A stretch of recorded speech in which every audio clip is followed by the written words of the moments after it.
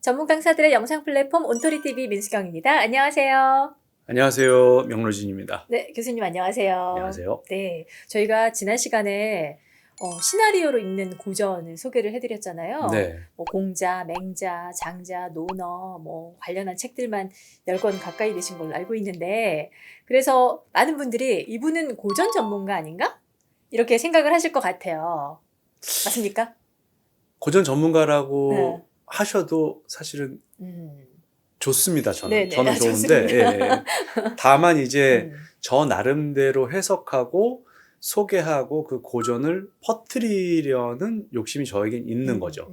그러니까 방송을 통해서 고전을 소개했었고 고전 관련 프로그램을 했기 때문에 네네. 좀 더 재미있고 쉽게 고전을 알리고 싶은 마음에 그런 책을 썼던 게 아닌가 싶어요.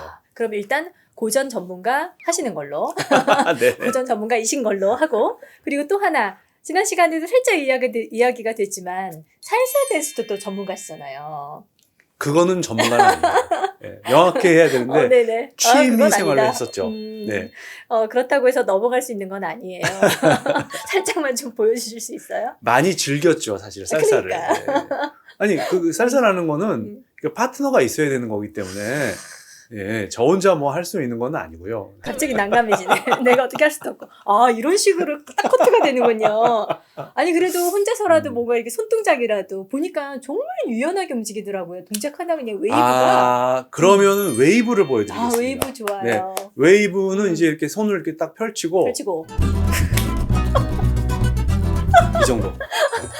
아니, 일어서서 하지 않아도 네, 그냥 완벽했어요. 네. 네. 이거를 이제 스텝을 밟으면서 하는 거죠. 어쨌든 쉽지 않으셨을 텐데 이렇게 또 부탁하니까 또 냉큼해 주시고 네. 감사합니다. 안 시켰으면 감사합니다. 큰일 날 뻔. 네. 자, 오늘 가지고 오신 책도 제가 굉장히 좀 흥미로워요. 별게 다 감사합니다. 행복합니다. 별게 다 행복합니다. 네. 저는 이런 마인드 정말 좋아하거든요. 그래서 이제 줄여서 이제 별다행이라고 이제 부르는 걸로 알고 있는데 네. 이 책은 또 어떻게 쓰게 되신 거예요? 이 책은 사실 코로나 때문에 쓰게 된 겁니다. 네, 코로나 상황에서 저희 아이가 네. 지금 이제 외국에서 유학을 하고 있거든요. 네. 유학 중인데 2년 동안 못 보게 됐어요. 제가 가려고 했을 때 그 나라의 어떤 봉쇄 상황이 강화되면서 또 못 봤고 네. 또 오려고 했을 때도 여의치 않았고 그래서 그 상황에서 우리 아이 얼굴만 봤으면 참 행복하겠다. 이런 생각으로 쓰기 시작해서 코로나 이전하고는 많이 우리가 행복의 개념이 달라졌구나라는 네네. 생각으로 쓰게 됐죠. 그러다 보니 책 한 권이 됐습니다. 그러니까 행복의 개념을 이제 코로나 전후로 이렇게 나눠서 좀 보게 되신 거네요. 네. 예를 들어서 네. 그전에는 이제 이런 식으로 통화를 했죠. 너 뭐 중간고사가 있다면서 시험은 잘 봤니? 준비는 됐니? 요즘 이제 예체능이거든요. 그래서 요즘 연습을 많이 하고 있니? 이런 통화가 주였다면 관리 감독이었네. 그렇죠? 그렇죠. 그런데 이제 코로나 이후에는 네. 통화가 이렇게 바뀝니다. 어떻게? 너 아무 일 없어? 너 그때 열 난다고 그랬잖아. 열 내렸어? 건강해? 아무 일 없어요. 그럼 됐어. 그러니까 뭔가 일이 있어야 네. 행복했던 곳에서 아무 일 없는 게 행복한 걸로 바뀐 거죠. 그거 되게 중요한 것 같아요. 네. 그래서 숨만 쉬고 있어도 음. 행복하다라는 걸 깨닫게 된 겁니다. 뭐 약간 이제 좀 다른 이야기를 잠깐 세자면, 왜 아이들이 태어났을 때 정말 손가락 발가락 10개씩만 달려도 그게 너무 감사한 일이었는데 그렇죠. 네. 어느 순간 구구단을 빨리 외우지 못하는 아이를 나무라고, 성적이 뒤처진 아이를 나무라고. 네. 그러니까 굉장히 본질적인 걸 많이 좀 잊어버리게 되는 것 같더라고요. 맞습니다. 살아가면서. 네. 그래서 그런데, 코로나 때문에 음, 우리가 말씀하신 본질적인 거, 존재 자체에 대해서도 생각하게 된 계기가 되지 않았나 하는 생각도 들어요. 네. 책 속에 우리의 소니 손흥민 선수 이야기가 또 나오잖아요. 네. 소개를 좀 해주시겠어요? 손흥민 선수는 실력으로 이미 세계 최정상급 선수지 않습니까? 근데 언젠가 인터뷰하는 거 보고 제가 깜짝 놀란 게 네. 자, 오늘의 골에 대해서 어떻게 생각하십니까? 그런데 이제 뭐 저는 뭐 한 게 없습니다. 그저 제가 그 자리에 가 있었는데 케인이 저에게 그 자리로 공을 준 것뿐이에요. 저는 그냥 차서 넣기만 하면 됐죠. 이런 식으로 그러니까 케인이 모든 걸 다 잘했다. 자기 말하자면 뭐 밥상에 숟가락 하나 얹은 것뿐이다라는 식으로 인터뷰를 하길래 야, 저 선수는 실력도 좋은데 저렇게 인성까지 좋다니 아마 저런 게 손흥민의 행복의 조건이 아닌가라는 음. 생각을 하면서 책을 쓴 거죠. 그게 절대 내가 그렇게 생각하고 그런 마음을 갖고 있지 않으면 언어로 나올 수 없는 거잖아요. 그러니까요. 네. 역시 대단한 선수는 그냥 나오는 게 아닌 것 같아요. 뭔가 사회적으로 음. 성공한 분들은 그런 생각 자체도 우리와는 다르지 않나 하는 생각도 해봅니다. 책을 보면 그 유재석, 박명수, 아나운서, 작가, 기자까지 정말 다양한 사람들을 이렇게 만나셨다고 나와 있는데 오셨으니까 살짝 여쭤볼게요. 누가 가장 인상적이었어요? 자기가 여행을 좋아하는데 회사를 다니다가 여행사를 차렸어요. 네. 근데 그냥 일반적인 여행사를 하면은 잘 또 경쟁률이 그쵸. 심하니까 자기가 갔던 국내에 음.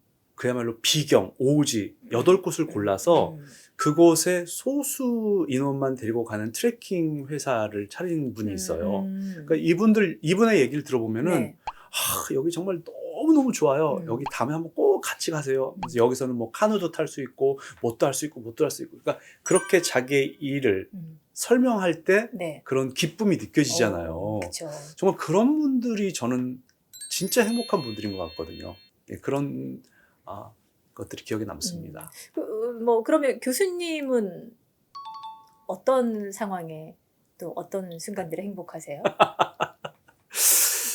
책 쓸 전- 때? 잘 팔릴 때? 물론 그러면 행복하겠지만 네. 그것이 늘 있는 일은 아니니까 저는 산에 갈 때 제일 행복해요. 산에 갈 때. 네, 일주일에 한 번 또는 2주일에 한 번씩 네. 마음에 맞는 사람들끼리 산에 가거든요. 목적도 없고 무슨 어디 정복하자 이런 것도 아니고 그래서 산에 땀을 펑펑 흘리면서 갔다가 내려와서 한 4시간 정도 산행을 네네. 하고요. 그리고 내려와서 그 근처에 제일 맛있는 곳에서 나 그럴 줄 알았어. 이제 하산주를 한 잔 하는 네. 그런 그거 빠지면 안 기쁨이죠. 되죠. 네, 그렇죠. 그게 기쁨인 건데. 근데 저희가 아까 사례에서도 이야기했지만 자기가 하고 있는 일을 너무나 좋아해서 뭔가 열정적으로 하는 그분은 그 삶 자체가 행복인 거고, 교수님은 산에 가고 내려와서 막걸리 한잔하고 이게 이제 행복인 거고. 네. 근데 가끔 이렇게 돈하고 행복 두 가지를 연결지어서 생각하는 분들이 많이 계시잖아요. 돈과 행복, 이 둘은 어떤 관계일까요? 사실 굉장히 좀 중요한 이슈기도 하고요. 자본주의 사회이기 때문에 돈이 우리 삶에 굉장히 큰 영향을 미치는 게 사실입니다. 네. 그런데 저는 이제 이런 생각을 하는 거죠. 과연 우리가 갖고 있는 예를 들어서 뭐 부동산이라든지 주식이라든지 이런 것들이 꼭 행복을 담보해 줄 수 있을까? 저는 담보해 준다고 봅니다. 저 이제 정신 잘 차려야 돼. 담보해 준다. 담보해 준다고 봅니다. 네, 그래서 기회 있으실 때마다 투자를 하시고 제대로 잘 돈을 관리하시고 네. 그런데 이제 중요한 건 이런 거죠. 네. 사람은 다 자기가 다룰 수 있는 그 그릇이 있다는 거예요. 규모와 액수에. 맞습니다. 제가 만약에 한 10억 정도를 다룰 수 있는 그릇이다. 그러면 그 정도 플러스 마이너스에서 행복을 찾아야지 여기에 만약에 100억, 200억이 들어온다. 그러면 이 사람은 뭔가 도박을 한다거나 아니면 잘못된 투자를 한다거나 더 큰 욕심을 내서 망할 수가 있어요. 자기에 맞는 규모를 찾는 거. 그게 먼저라고 저는 생각을 합니다. 그러니까 욕심을 내는 게 아니라 나한테 맞는 것을 알고 그 안에서 이렇게 좀 관리할 수 있는 그 정도 규모. 규모죠. 예. 예. 그냥 무조건 많으면 좋다라고 생각을 하시기 때문에 기준도 없는 거예요. 그렇죠? 네. 그러니까 남들과 비교하고 더 많아야 되고 더 욕심내고 안 그러니까 되니까 좌절하고. 최근에 생긴 여러 가지 횡령 사건들이 네네. 요즘 갑자기 맞아요, 많이 생기는데요. 맞아요. 예를 들어서 저는 만약에 누구의 돈을 제가 한 5만 원 정도 썼는데 그거를 못 갚았다. 그럼 그때부터 저는 가슴이 떨리기 시작하거든요. 5만 원에. 몇만 원 네. 제 돈이 아니니까요. 그치. 네, 아니 제가 뭐 투자하고 이런 건 얼마든지 할 수 있지만 이거는 내 돈이 아닌 거를 몇만 원을 제가 썼다. 그럼 갚거나 메꿔야 되는데 이 양반들은 무슨 200억 또는 뭐 1,800억 이런 돈을 쓰면서도 어떻게 잠을 잘 수 있었을까? 이건 절대로 행복해질 수 없는 것 같아요. 교수님, 행복하고 싶은데 지금 불행하다고 생각하는 분들도 많이 계시거든요. 사실은 제 주변에서도 그렇고, 그런 이야기들 종종 듣는데 그런 분들한테는 어떤 말씀을 해주고 싶으세요? 제가 아주 많이 힘들었을 때 몇 년 전에 어떤 분이 저한테 한 이야기를 들려드리고 싶어요. 네. 그때는 제가 뭐 집안 가정적으로 개인적으로도 어려웠고 뭐 경제적으로도 힘들었고 정말 더 이상은 내려갈 데가 없다라고 생각한 적이 있었습니다. 그렇게 되면 사람이 정말 잘못된 생각도 하게 되지요. 그런데 그때 만났던 어떤 분이 이렇게 얘기하더라고요. 당신은 이제 정말 바닥이다. 그런데 생각해봐라. 바닥에서 할 일이 뭔가? 더 내려갈 데가 없기 때문에 이제는 올라가는 일만 남았다.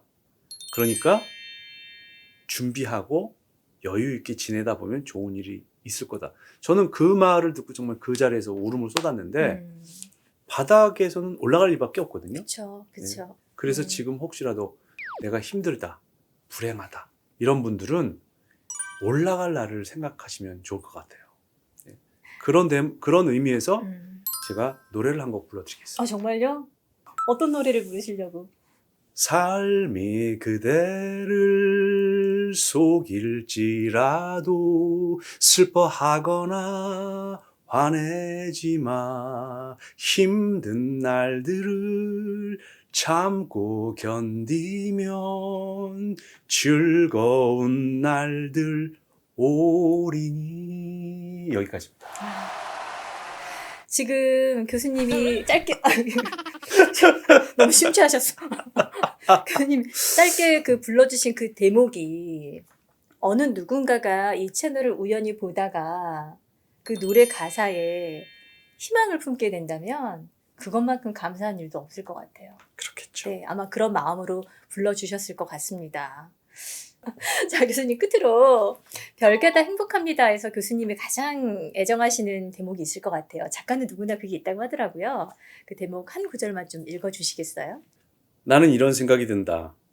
사랑을 하지 않는 사람이 사랑에 대한 시를 쓰고 불행한 사람이 행복에 대한 글을 쓴다고. 나 역시 행복이란 무엇인가라는 글을 쓰는 지금 인생에서 가장 행복하지 않은 한때를 지나고 있다. 내 불행을 하나하나 적어 내려갈 수는 없지만 내가 느끼기에 현재 내 인생은 바닥 가까이에서 헤매고 있다. 그래서 목마르게 행복을 구한다. 그런데 그토록 찾아 헤매는 행복의 조건이 이미 내 안에 있다면? 신께서 행복할 모든 조건을 주셨는데 나만 모르고 있는 것이라면? 타인이 보기에는 넘치도록 갖추었는데 여전히 나는 불행하다고 되뇌고 있는 거라면? 행복은 누가 주는 것이 아닌 듯하다. 행복할 조건은 충분하다. 이미 주어져 있는데 찾지 못하고 있을 뿐이다. 나는 오늘부터 행복하기로 했다. 오늘부터 행복하기로 하였다. 함께 하신 이 분들, 또 이 책을 만나시는 분들, 이 책을 만날 분들까지 모두 다 별게 다 행복하시길 바라겠습니다. 덕분에 행복했어요. 아이, 고맙습니다. 네, 감사합니다. 우리 지금부터 더 많이 행복해지면 좋겠습니다. 여기서 인사드릴게요. 고맙습니다. 감사합니다.